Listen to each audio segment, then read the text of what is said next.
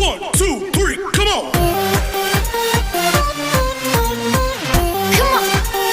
Friends, 8 June 2021లో జరగబోయే 10వ తరగతి హిందీ మోడల్ పేపర్ను ఈరోజు ఏపీఎస్సీఆర్టీ వారు విడుదల చేశారు.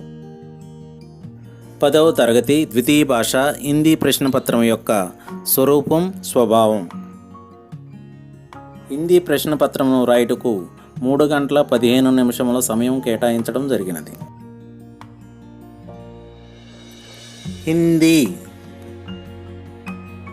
హిందీ పేపర్ వ్రాయటానికి కేటాయించిన మొత్తం మార్కులు 100 మార్కులు.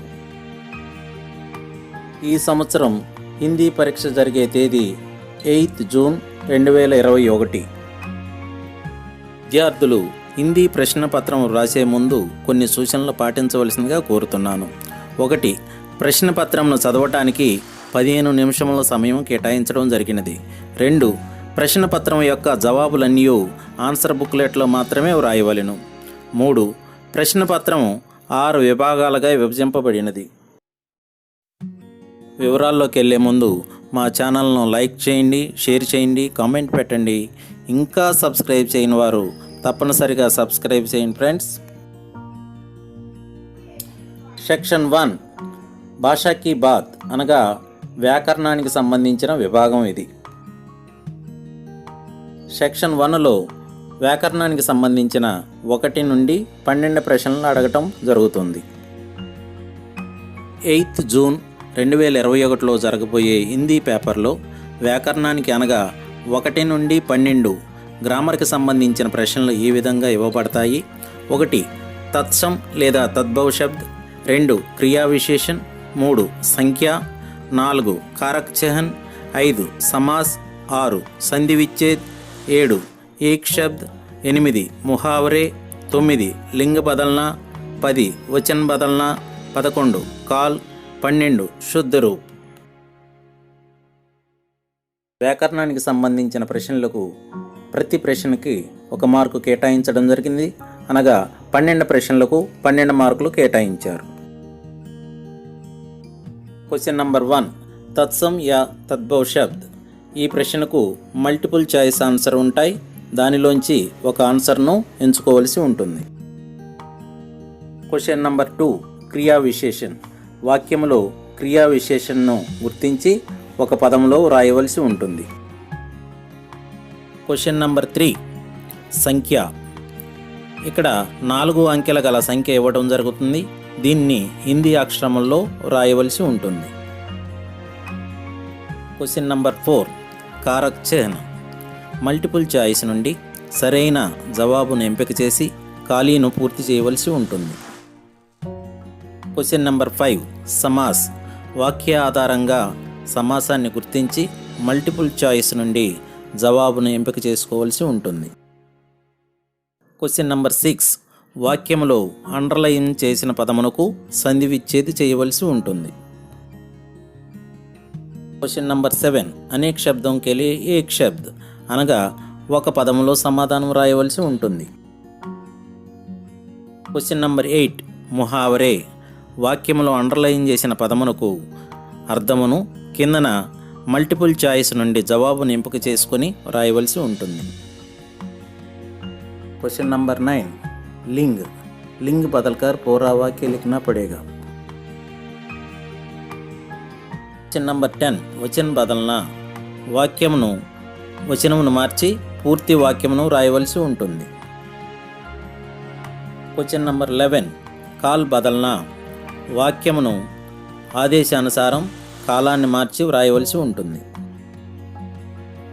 Question number 12. శుద్ధ రూప్ మే లిఖనా.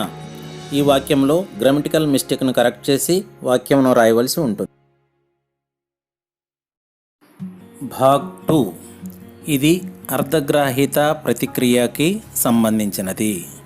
ఈ సెక్షన్లో 13 నుండి 16వ ప్రశ్న వరకు ఉంటాయి. ఇవన్నీ పారాగ్రాఫ్ ప్రశ్నలు. దీనిలో 4 పారాగ్రాఫ్లు ఉంటాయి. పఠిత్ అనగా పాఠ్యపుస్తకంలోని పద్య గద్య భాగం నుండి మాత్రమే ఇవ్వబడతాయి. ఈ సెక్షన్లో అపఠిత్, గద్య, పద్య అనగా పాఠ్యపుస్తకం బయట నుండి ఎటువంటి పారాగ్రాఫ్లు రావు అని విద్యార్థులు గమనించగలరు. 13వ ప్రశ్న.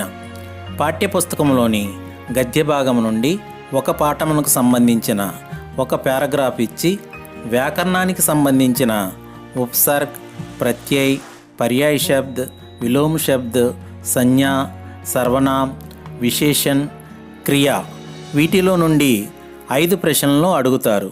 ఒక్కొక్క ప్రశ్నకు ఒక్కొక్క మార్కు, మొత్తం 5 మార్కులు.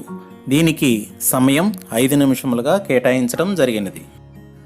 భాగ్ 2 13 నుండి 16వ ప్రశ్న వరకు అన్ని పారాగ్రాఫ్లలో కూడా ఇంటర్నల్గా ఇచ్చే ప్రశ్నలు 1, 2, 3, 4, 5 ఉండవు.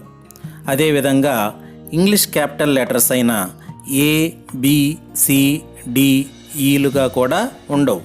అయితే హిందీ అక్షరాలైనటువంటి ఆ, ఆ, ఈ, ఊలుగా ఉంటాయి.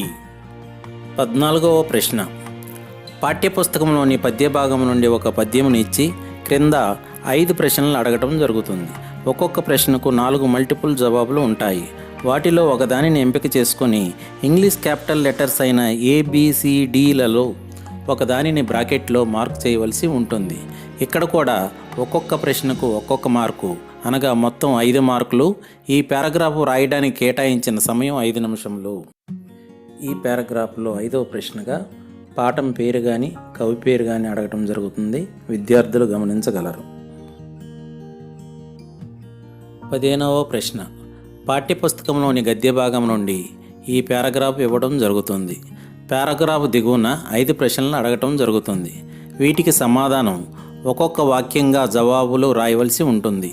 దీనిలో కూడా 5వ ప్రశ్నను కవి పేరు లేదా పాఠం పేరు లేదా విధ అడుగుతారు. విద్యార్థులు సిద్ధంగా ఉండాలని కోరుతున్నాను. 16వ ప్రశ్న. పాఠ్యపుస్తకంలోని గద్య భాగం నుండి పారాగ్రాఫ్ ఇవ్వడం జరుగుతుంది. పిల్లలు పారాగ్రాఫ్ను చదివి అర్థం చేసుకోవాలి, ఎందుకంటే సమాధానములు ఈ పారాగ్రాఫ్లో నిక్షిప్తమై ఉంటాయి. క్రిందన ఇచ్చిన ప్రతి ప్రశ్నకు మల్టిపుల్ చాయిస్ సమాధానాలు ఉంటాయి. వాటిలో ఒకదాన్ని ఎంచుకొని బ్రాకెట్లో గుర్తించాలి. దీనిలో 5వ ప్రశ్న కూడా లేఖక్ లేదా పాఠం పేరు లేదా విధ అడుగుతారు. విద్యార్థులు గమనించాలి. భాగ్ 3లో 2 ప్రశ్నలు అడగటం జరుగుతుంది. 17వ ప్రశ్న పద్య భాగం నుండి, 18వ ప్రశ్న గద్య భాగం నుండి అడగటం జరుగుతుంది. 17వ ప్రశ్నలో పద్య భాగానికి సంబంధించినటువంటి కవి పరిచయం లేదా జీవన పరిచయం అడగటం జరుగుతుంది. 18వ ప్రశ్న లేఖక్ పరిచయం లేదా లేఖక్ జీవన పరిచయం అడగటం జరుగుతుంది. ఒక్కొక్క ప్రశ్నకి 6 పంక్తుల్లో సమాధానం రాయవలసి ఉంటుంది. ఒక్కొక్క ప్రశ్నకు 4 మార్కులు, మొత్తము 8 మార్కులు. భాగ్ 4 19 నుంచి 26 ప్రశ్నలు ఉంటాయి. ఒక్కొక్క ప్రశ్నకు 3 లేదా 4 వాక్యాల్లో సమాధానం రాయవలసి ఉంటుంది. ఒక్కొక్క ప్రశ్నకి 3 మార్కులు, మొత్తం 24 మార్కులు. దీనిలో 19, 20వ ప్రశ్న పద్య భాగం నుంచి వస్తాయి. ఎక్కువగా బరస్తే బాదల్, హమ్ భారత్వాసి, భక్తిపద నుంచి అడగటానికి అవకాశం ఉంది. అదేవిధంగా 21, 22, 23 ప్రశ్నలు గద్య భాగం నుంచి వస్తాయి. ఈద్గా, జల్హీ జీవన్, ధరతీకే సవాల్, అంతరిక్షకే జవాబ్ నుంచి ఎక్కువగా అడిగేటువంటి అవకాశాలు ఉన్నాయి.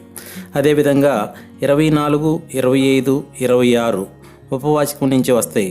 అనగా శాంతికే రాహమే, అప్నే స్కూల్కో ఏక్ ఉపహార్ అనే 2 పాఠముల నుంచి 3 ప్రశ్నలు అడగటం జరుగుతుంది. విద్యార్థులు చక్కగా గమనించి బాగా చదువుకోవాల్సిందిగా కోరుతున్నాను. భాగ్ 5 ఈ విభాగంలో పద్య భాగం నుండి గద్య భాగం నుండి సారాంశాత్మక ప్రశ్నలు అడగటం జరుగుతుంది. 27వ ప్రశ్న పద్య భాగం నుండి ఆ అంటే 2 ప్రశ్నలు అడగటం జరుగుతుంది. ఈసారి ఎక్కువగా బరస్తే బాదల్, హమ్ భారత్వాసి బాగా చదువుకున్నట్లయితే గ్యారంటీగా ఒక ప్రశ్న అనేది ఈ రెండిట్లో వస్తుంది. ఒక్కొక్క ప్రశ్నకి 10 మార్కులు, సుమారు 15 పంక్తులు అనగా 15 లైన్ల ఆన్సర్ రాయవలసి ఉంటుంది. అదేవిధంగా 28వ ప్రశ్న గద్య భాగం నుంచి ఇవ్వడం జరుగుతుంది. ఇది కూడా 15 పంక్తుల్లో సమాధానాలు రాయాలా, మార్కులు 10 మార్కులు. ఇక్కడ 28వ ప్రశ్నలో ఆ నుంచి అడుగుతారు.